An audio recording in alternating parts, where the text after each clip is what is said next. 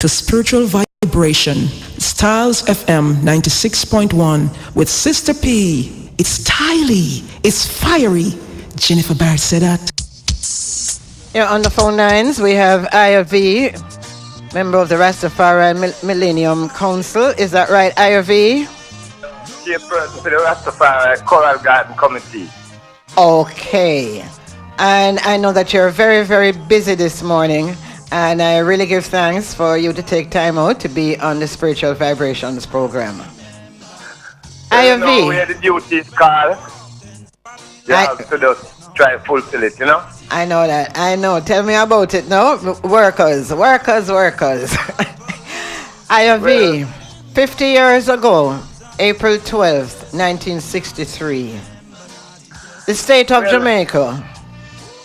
Again, Sister P, you know, I give thanks to know that you can be utilizing your radio program for informing our people who, in general, lack the knowledge of, you know, our history and more so the struggle of our African people here in Jamaica. You know, not much of it is known, and as you know, history is not compulsory in school any longer.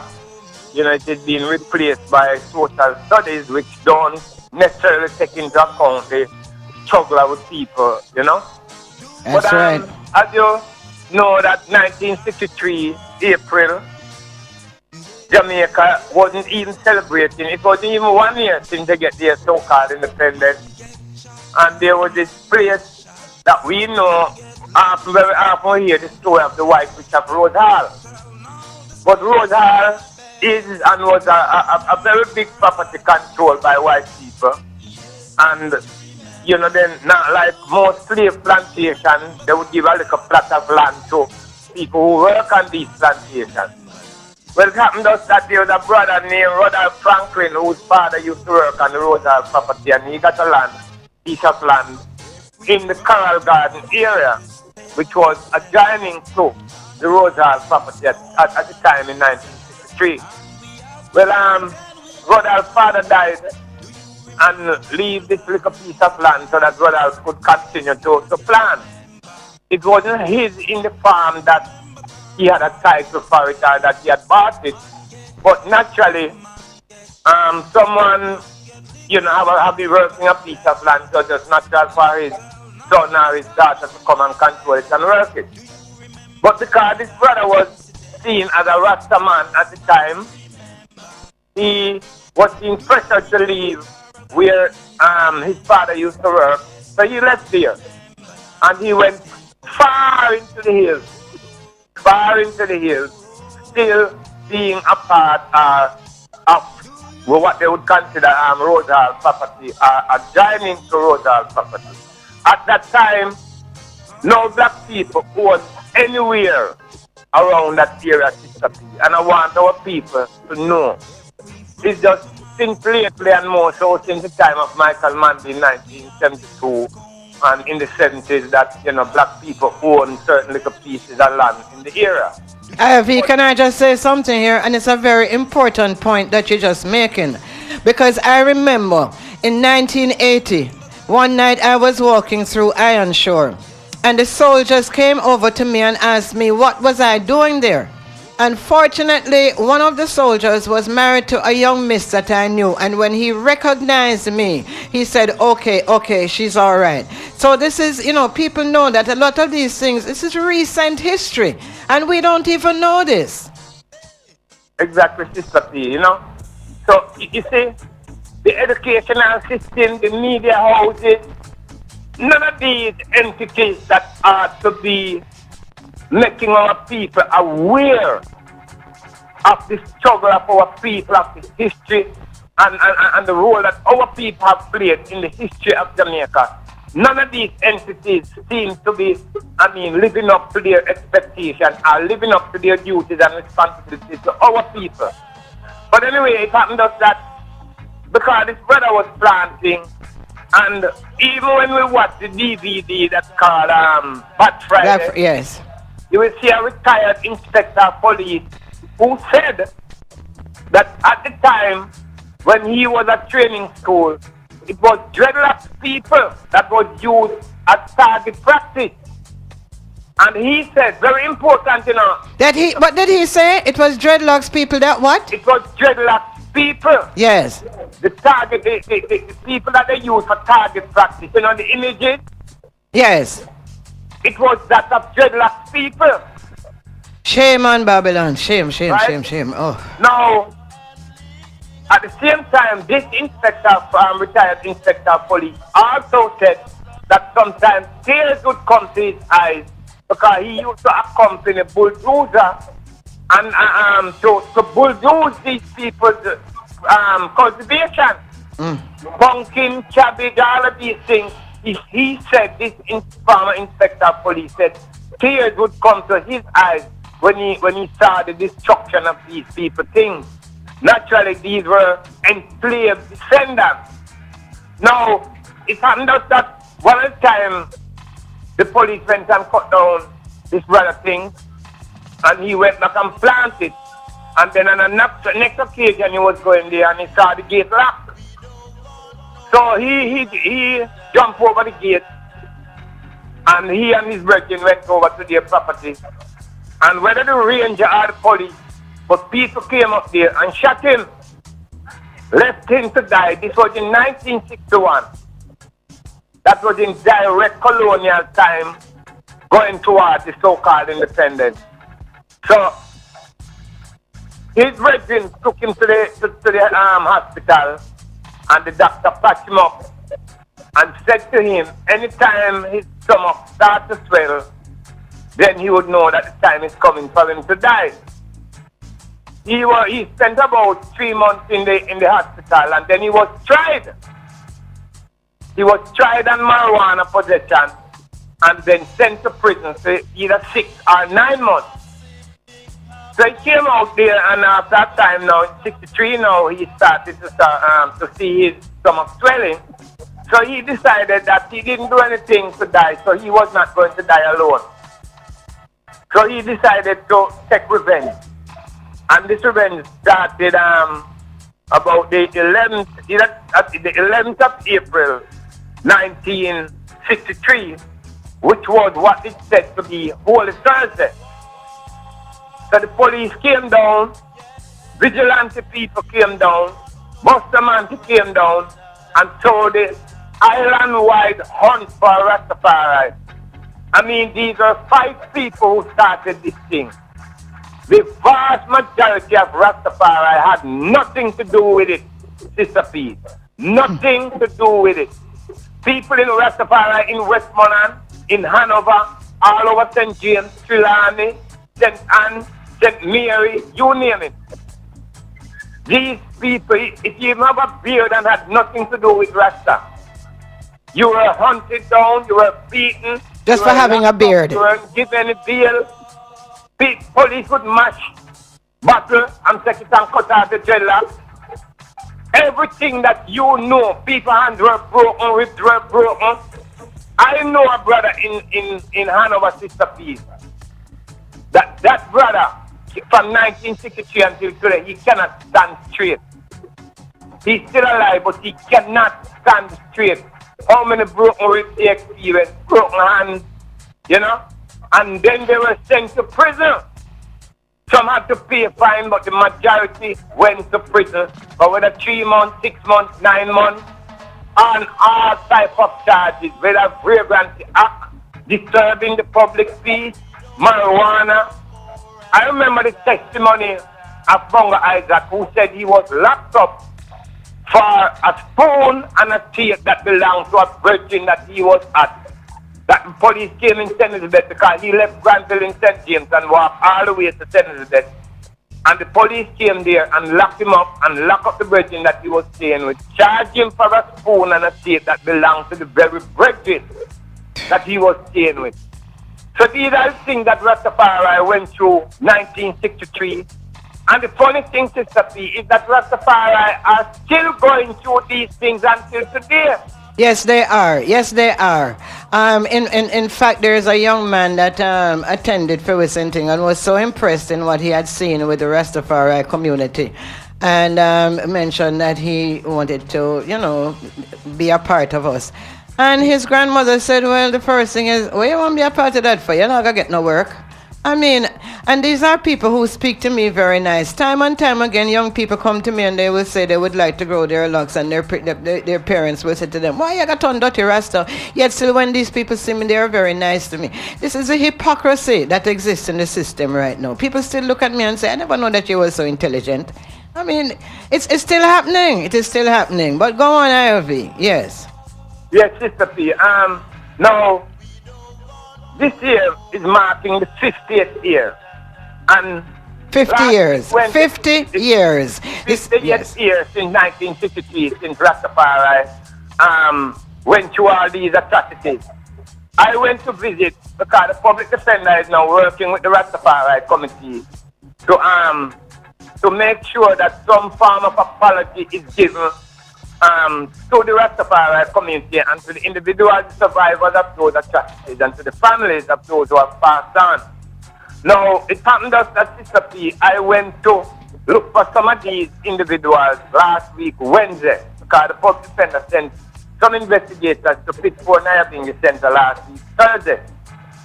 And there was a elder brethren, Sister P. Where he lived, you could call it a big box. No more than 88. He's blind. His head is gone. Still has his dreadlocks. He has one daughter. That daughter has died. But the majority of these Rastafari brethren, Sister P, live in extreme poverty, in dire, in deplorable conditions. So it was a transatlantic slave trade all over again, but this time done by the Jamaican government, caused by the Jamaican government. Exactly. Yes. Exactly, Sister P. Yeah. Now, none of these individuals has ever gotten any form of compensation from any of these governments, whether PNP or JP, Sister P. Well, no, them is just party, them is not government, them is just party, and them still party, and then I hear right name party, so it's just a party with them, spend off taxpayer money. Exactly, right? Now, irrespective of whatever appeal and whatever confrontation we want to have with the government, Sister P, at the end of this day, these brethren and sisters, but majority of them are brethren, they need financial support. Yes. That is the bottom line, Sister P. Because them life mash up. I mean, if you take somebody and you beat them and you mash up them ribs until the man can't stand up straight, what is he expected to do? Him can't do nothing. Exactly. And there were so many cases like that. So this year now, normally we just have one day of commemoration. Yes. To remind both the national and the international community of the atrocities that the Rastafari went through. Because these Jews have not forgotten, Sister P, what they went through. But how are you going to forget that? I mean, even though we're not even forgetting, because so many people want to put things out of their mind. But someone like me, I don't forget the transatlantic slave trade. But we cannot, Sister P. I don't forget that. Unless we don't consider ourselves as Africans. No, because you see what happened is that too many of us are willing to be on a plantation and in a plantation society. Too many of us, feel that it's okay. These things are okay. We have a cell phone. No, we cannot forget these things, and we will constantly talk about them. Because I remember last year I had you on the program, and it's just because you always have new listeners, and you want these people to know, and you want them to be able to discuss it with next people and tell next people what the Jamaican government do to its citizens. Now, when you look at Rastafari people, Sister P, you have Rasta professionals, you have Rasta doctors, Rasta lawyers, Rasta accountants, Rasta in every field and walks of life. Of course. But a lot of our young Rastafarians and our people in general do not know what people within the movement went through. No. And the next thing is that they don't feel themselves obligated to these individuals who went through these atrocities, so they could be living, because a lot of these reggae artists, Sister P, a lot of them, they are living big. They are living in mansions, they are living wealthy. And contribute absolutely nothing to the movement. Nothing at all. Exactly. And that is why it is important to remind them and to educate them of what people went through in order that they can be making millions of our culture. So this year now, I have asked some of Rastafari youth out there in the music, and we give thanks that they have responded positively. So on the 29th, I will be having a function at before Nyabingi Center. The 29th is what they call Good Friday. We refer to as Bad Friday. Is that the 29th? Bad Friday, right? Yes. So I will be down by the Pitford Nyabingi Center, and we have speakers, from the universities, speakers in the law for legal fraternity. We have social workers, and we have Rastafari testimonies.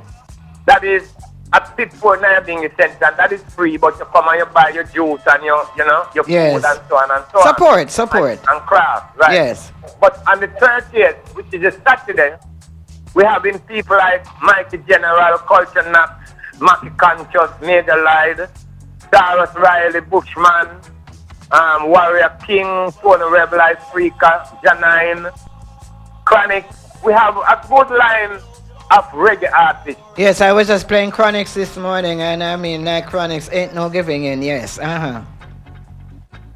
But what we have done, Sister P, we call on the revolutionary youth in the music. Because we're not calling the entertainers, Sister P. No, and especially we have a new generation, like the Kabak Pyramid, the Chronics. These are some youths that, yes, Janine, they're taking this thing serious. It is so good to know that I can come on the radio and play young people's music again without it being, even the gal this and the gal that and the wine up your waist and what's exactly. it not. I mean, like these young youths, they're beginning to get the picture. They're beginning to see what is necessary. Exactly, and I give thanks that those are like the I others within a certain age group are still here. Yes. To guide these youth. Because they need to see people who will remind them and encourage them to be that which they choose to be, revolutionary Rastafari youth in music. But Rastafari was always a revolutionary movement. It was always a revolutionary movement. These people who come in like mosquitoes just singing in people's ears. Mosquito is a pest. You slap it from your ears. So it's like, and the image that is being given out there. And the other day I was listening to the brethren who is a journalist, and said he went into the hotel. And the first thing that they ask him is, which band you belong to? Exactly. Like you can only play music and make music. And I'm not even making good music, because all I'm doing is using computer something for make music. They're not even making good music. So we really have to give thanks for these new brethren now that is really, getting the message out there and coming back to what it is that we as Rastafari's. Oh, you're going to be Rastafari. You don't even plant a seed. You don't even plant up nothing. You don't do nothing at all but sing music and make noise in people's ears. And you're a Rastafari. Give me a break. Exactly.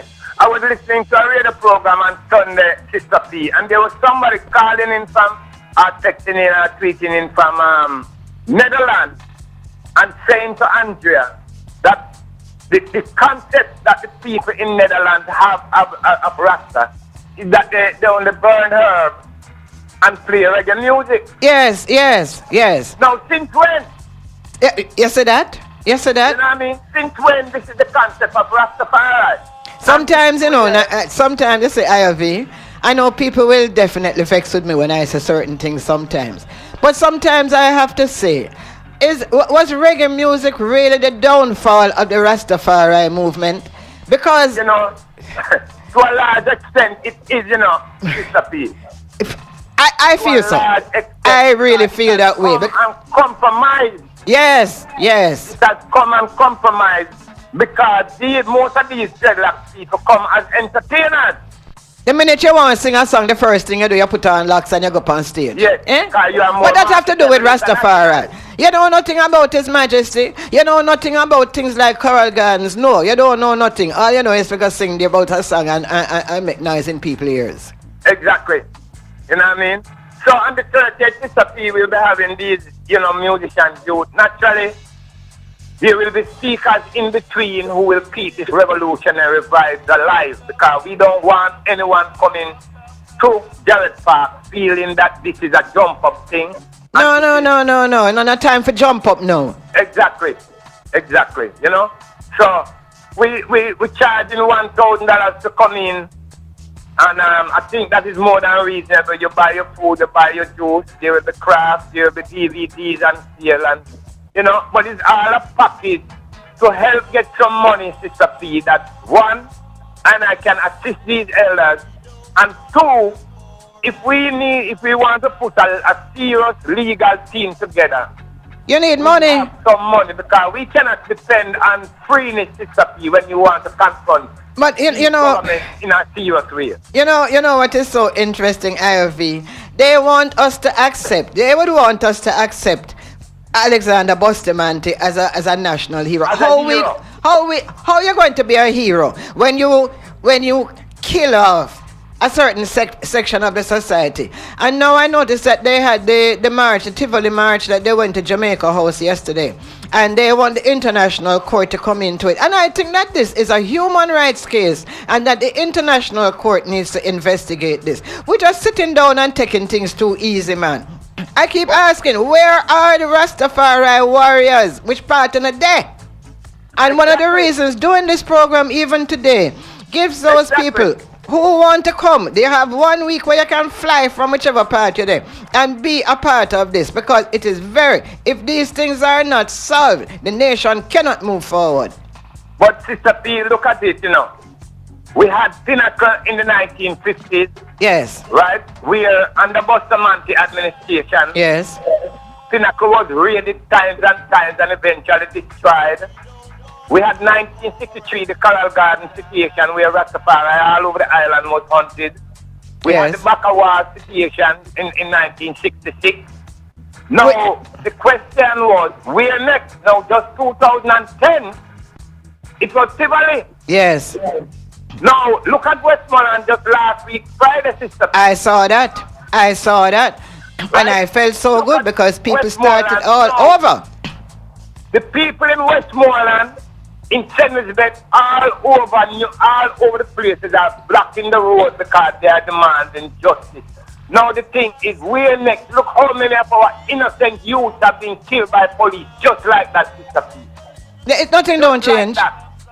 And because we have to remember, IOV and Jamaica people need to know this, that the Jamaica Constabulary Force was formed after the Paul Bogle Rebellion. 1872, I just trying to bring it up, Sister P. To serve and protect the plantation owners. Exactly. Not to serve and protect us Jamaican or whatever, Africans in Jamaica, whatever you want to call yourself. Yeah. So, I mean, unless these things change and there's a new mindset, because what we have is that the state unleashed our own people against we. Exactly. That can happen tomorrow, any part of Jamaica. Any part of Jamaica. You will never see a rich man's son or daughter becoming a police in a, Sister P. You will never see that. You will never see a Chinaman's son becoming a police. No, we don't see them. Because them not going to go in there and serve and protect the plantation owners, because them is part of it. Exactly. They take our very own African sons and daughters and turn them against I and I. So at the end of the day, when we kill each other, we have black youth killing black police killing black youth. And then the oppressor, they can sit by and laugh. Yeah, man, and fly first class all over the place and drive up and down in some big air-conditioned SUV with them window roll up. Yeah. Now, Sister P, I want to say to all our people that not until we control this economy, not until we are in certain economic position, because when you ask who runs Jamaica, it's not the politicians, Sister P. It's not the politicians, it's these people with their money. It's the PSOJ that runs Jamaica. And who are the members of the PSOJ? These are the slave masters' descendants. Their grandchildren. Their grandchildren is the same people. Nothing don't change. But Jamaica people will not accept that we are still on the plantation. And just because them have a little cell phone and a color TV in them house, them things that them doing good. No, you're not going nowhere.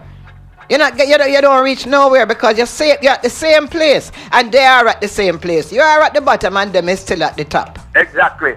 But you know, IFV, one of the stories that I would love you to share, my time kind of running out, but the story that I would like you to share about the sister who had to take her brethren and put him in the mattress, because I just find that one very, Well, that is Sister Enid. Sister Enid, yes. Yes, Sister Enid, And as you know, it's a good thing that she was wise enough, because when the police came, all she could do is just wrap up a kingman or a husband in a mattress and lean up that mattress against the wall. So when the police came and look, they eventually went away because they didn't see anybody.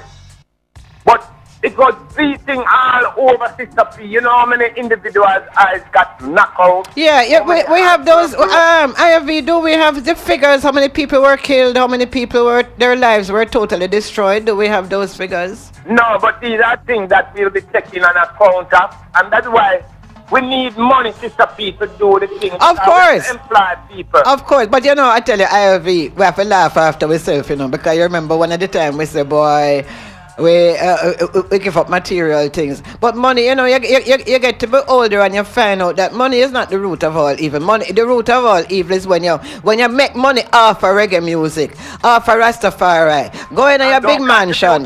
Go in your big mansion and roll up and you see upon there when you're in some video with some people that is totally against everything that Rastafari is all about. Because you leave your own people and gone into the next people them business. And that is where money is the root of all evil. And next thing to Sister P, you see, there is an infiltration of the Rastafari movement. Yes. By the Eurocentric Christian viewpoint. Yes. In that, they don't follow the teachings of His Majesty. A lot of these individuals who dreadlocks and say they are Rastafari, they have never read the teachings of His Majesty. Never have. When some of them tried to bring some argument to me the other day, I just walk away and left them. It's pure Bible them deal with. Pure Bible them deal with. Pure Bible. Right? Yeah. Jesus doctrine where we're supposed to have burn out and tell you that we're not supposed to have this and we're not supposed. We are kings and queens and emperors and empresses. We are accustomed to good life and good living, Sister P. And we're not going to live in poverty.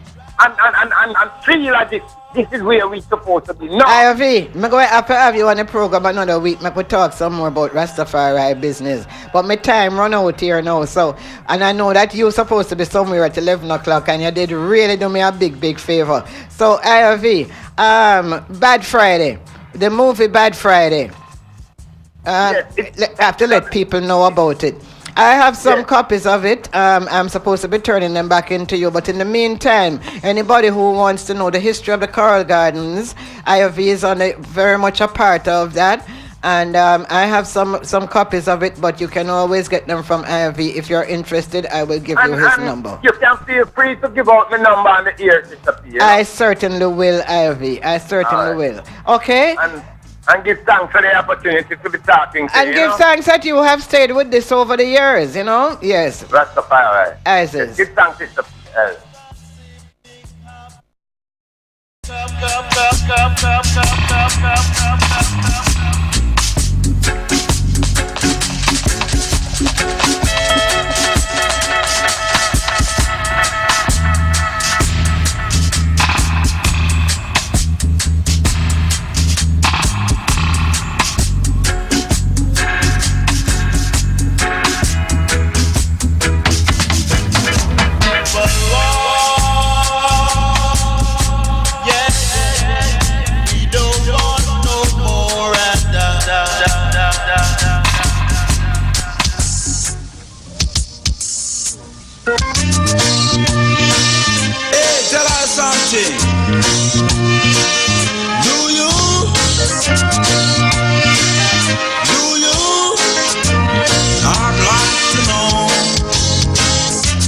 Remember Coral Garden incident?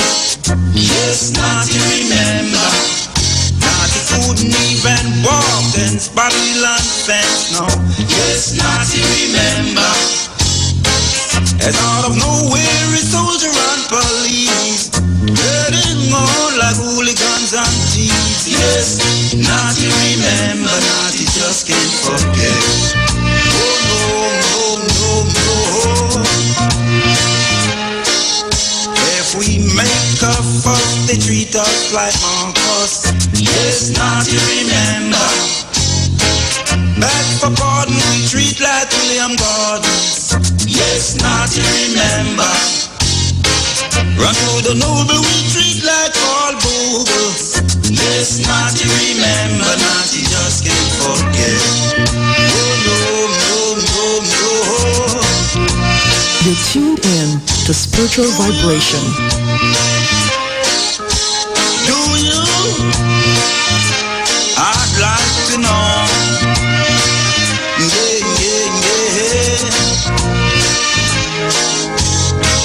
Man get chopped and man get shot. Man get liquid, still whip and blackjack. And after all now the scar is in my back. Do you remember Carol Garden incident? Yes, not to remember. Do you? Do you remember Carol Garden incident? Yes, not to remember. Not you just can't forget. Oh no, no, no, no. If we run to mama, we have to stay on the cellar. And we have to use comb and